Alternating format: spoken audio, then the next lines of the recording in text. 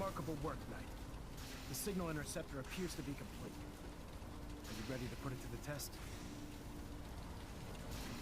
Absolutely. I'm ready to go. Your confidence is an inspiration to us all. That being said, this is the first time we've attempted to directly adapt Institute technology. When we throw that switch, we don't know exactly what's gonna happen. God willing, you'll end up inside the Institute, and the mission can continue.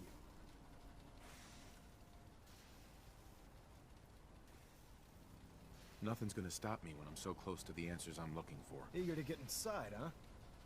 Good. Now, I want you to listen very carefully. Once you've entered the Institute, we expect to lose contact, so it's imperative you remember everything I'm about to tell you. About 10 years ago, the Brotherhood began recruiting civilian scientists from the capital wasteland to assist with various projects. During this process, we were able to obtain the services of Dr. Madison Lee, a noted mind in the field of nuclear engineering. How did the Brotherhood meet Dr. Lee? She was part of a civilian project in the capital wasteland that the Brotherhood appropriated. It wasn't difficult to convince her to stay. That said, Dr. Lee's contributions to our cause were instrumental in maintaining order in the capital wasteland. After some time, she developed differences with the Brotherhood and exiled herself to the Commonwealth. We're fairly certain that her intent was to make contact with the Institute. I'm surprised that the Brotherhood let her go. Had I been in command, I wouldn't have allowed it to happen. She was a valuable asset. Your mission is simple. Once you're inside the Institute, we want you to track down Dr. Lee's whereabouts. If you find out that she's still alive, make contact with her and convince her to return to the Brotherhood of Steel. There's a special project we're working on, and it needs her attention.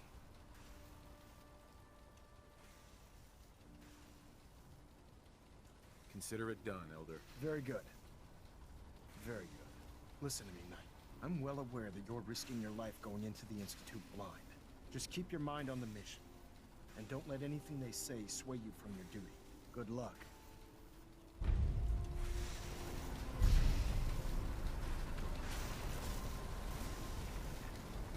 I've checked and rechecked everything. I think the signal interceptor's ready to go. Are you? Let's do this. All right.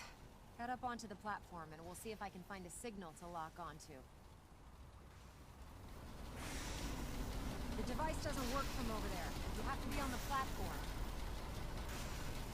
You have your assignment, soldier. Move out.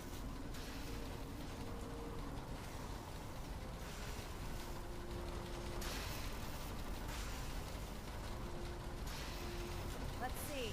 Relays dialed in. Beam emitters warmed up. Everything looks green. Let me start scanning for the signal. Cross your fingers. I'm inputting the code now. Wow, there's a heck of a lot of interference and ghosting. It's gonna take a minute or two to lock in. By the way, this little trip you're taking is a heck of an opportunity to find out as much as we can about the Institute and what they're up to. I put a clever little program on this holotape that'll scan their network and download anything it finds. If you place it in any terminal down there, it'll do the rest. Bring it back to me and I'll see if I can make sense of whatever it found. Well, if any harm comes to it, looks like we have a winner. RF wave capture complete. Ramping the emitter. 60%, 80%. Emitter spiking but steady. All that's left is to throw the transmit switch. Transmitting in 3, 2, 1. Stay safe, soldier.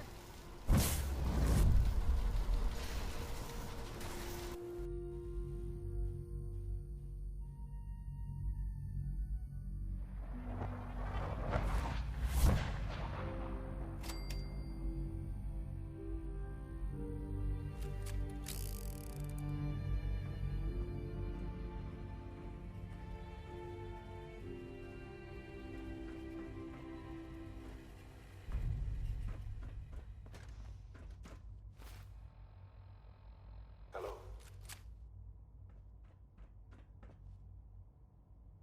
I wondered if you might make it here. You're quite resourceful. I'm known as Father. The Institute is under my guidance. Broken. I know why you're here. I'd like to discuss things with you face to face. Please, step into the elevator.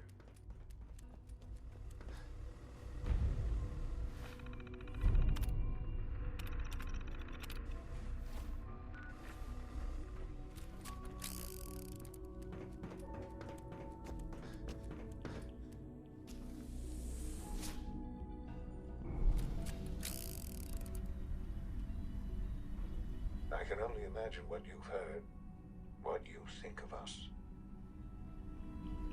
I'd like to show you that you may have the wrong impression. Welcome to the Institute. This is the reality of the Institute. This place, these people, the work we do.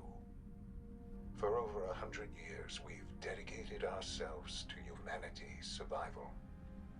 Decades of research, countless experiments and trials, a shared vision of how science can help shape the future.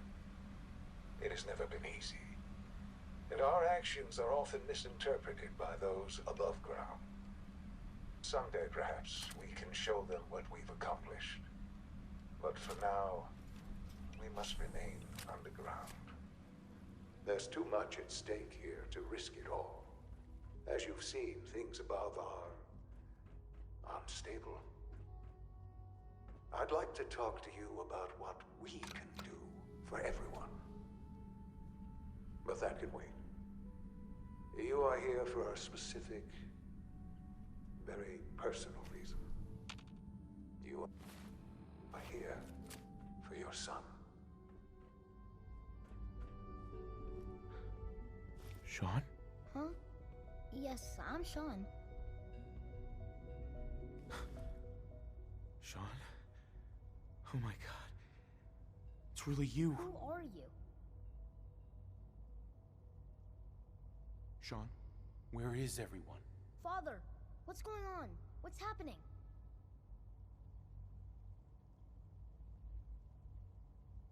Yes, it's me, your dad. I'm here, Shaun. What's going on? Father? Father!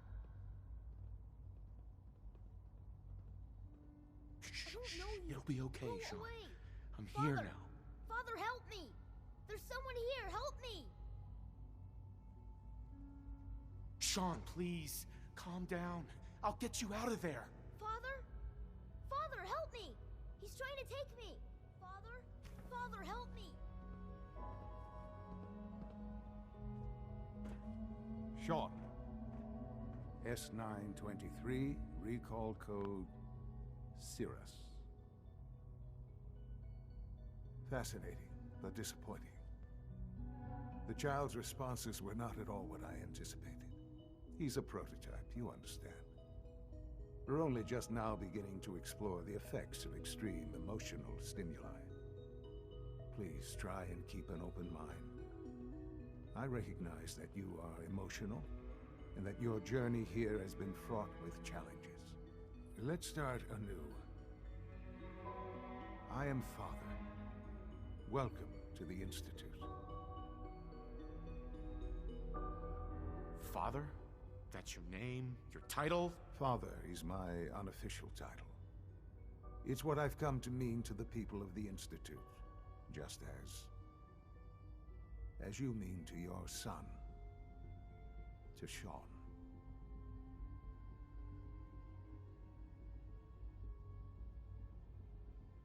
Just help me understand what's going on here. I promised answers, and answers you shall have. But I need you to realize that this situation is far more complicated than you could have imagined.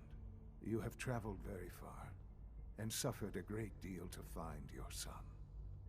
Well, your tenacity and dedication have been rewarded. It's good to finally meet you, after all this time. It's me. I am Shaun. I am your son. How is that even possible? I know this is a lot to take in. In the vault, You had no concept of the passage of time. You were released from your pod and went searching for the sun you'd lost. But then you learned that your son was no longer an infant, but a 10-year-old boy. You believed that 10 years had passed. Is it really so hard to accept that it was not 10, but 60 years? That is the reality, and here I am. Raised by the Institute, and now its leader.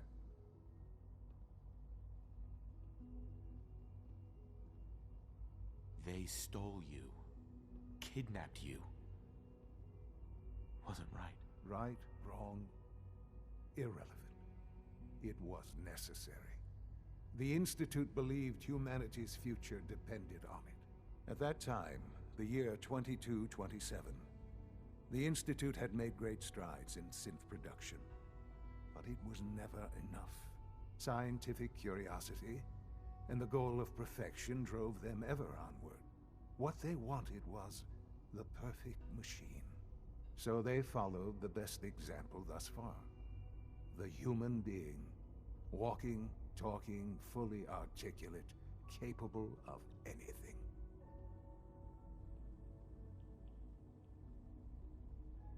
Human synths? Really? Human-like synths. A great distinction. The Institute endeavored to create synthetic organics. The most logical starting point, of course, was human DNA. Plenty of that was available, of course. But it had all become corrupted. In this wasteland, radiation affected everyone. Even in their attempts to shield themselves from the world above, members of the Institute had been exposed. Another source was necessary. But then the Institute found me after discovering records from Vault 111. An infant, frozen in time, protected from the radiation-induced mutations that had crept into every other human cell in the Commonwealth. I was exactly what they needed. And so it was my DNA that became the basis of the synthetic organics used to create every human-like synth you see today. I am their father. Through science, we are family. The synths, me, and you.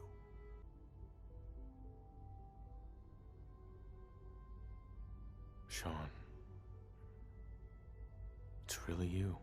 It really is. I know you must have questions. Please.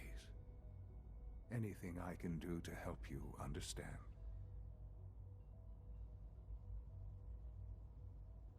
Your mother. She never got to see you grow up? Yes. What happened to her was... I've gone over the records of the incident, of course. It seems her death was an unfortunate bit of collateral damage. Collateral damage? She was murdered. Killed? Yes. Murdered? I'm not so sure about that.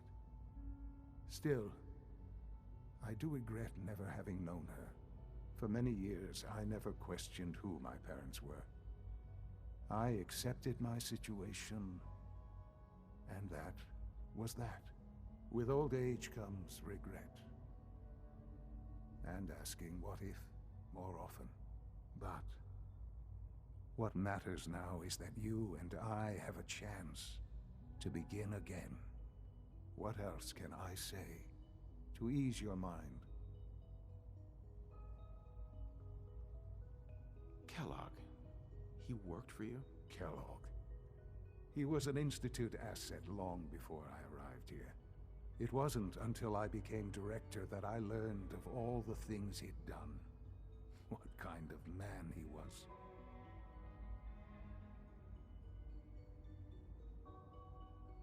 You knew the man was a psychopath, but you used him anyway? I don't expect you to understand or agree with the decision. The Institute took advantage of Kellogg's vicious nature. I will freely... Right. Institute technology prolonged his life, and his usefulness far beyond any normal human lifespan. He never failed the Institute, but his cruelty became more apparent with every completed objective. I won't lie. It's no coincidence your path crossed his. It seemed a fitting way to allow you, us, to have some amount of revenge. What else can I say to ease your mind? I think I've heard enough for now. Very well. The Institute is on the verge of some important breakthroughs. Your presence would be appreciated as we approach them. I've been a part of something amazing here. I've helped to build a life for myself and the people of the Institute. And now, after all these years, you have an opportunity to help with that. Doesn't that intrigue you? Isn't that what you want?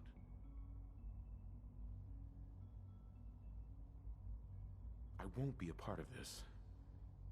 I can't. Why? Because of the reputation of the Institute. The Institute can provide a better life than anything above ground. You've been in the Commonwealth. You've seen what it's like. I assure you that you are better off with us.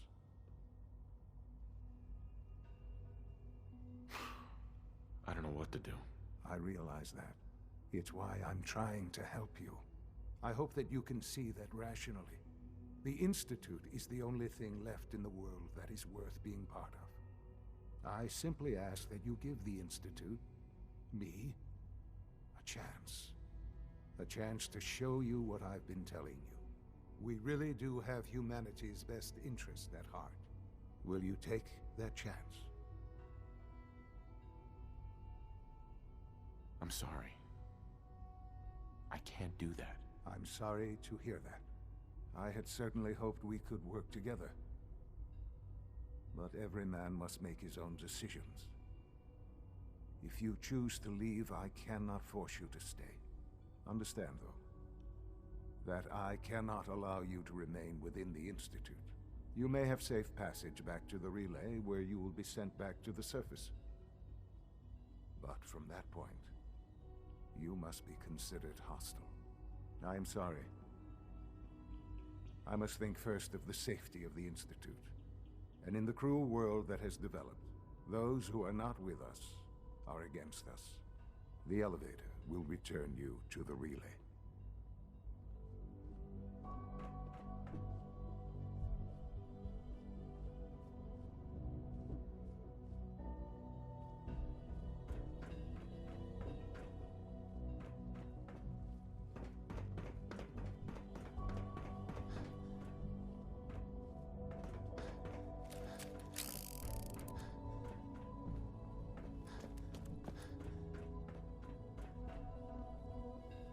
Would need the key.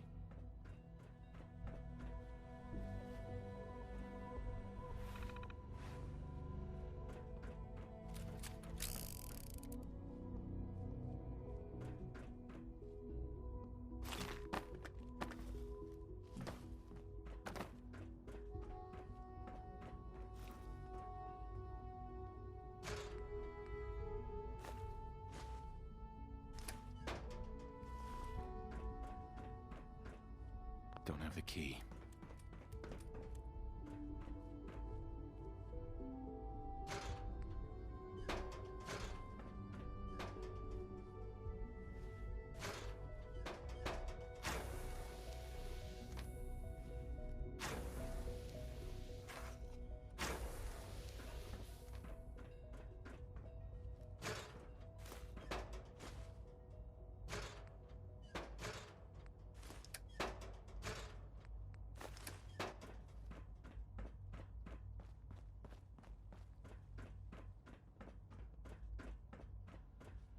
It's stuck.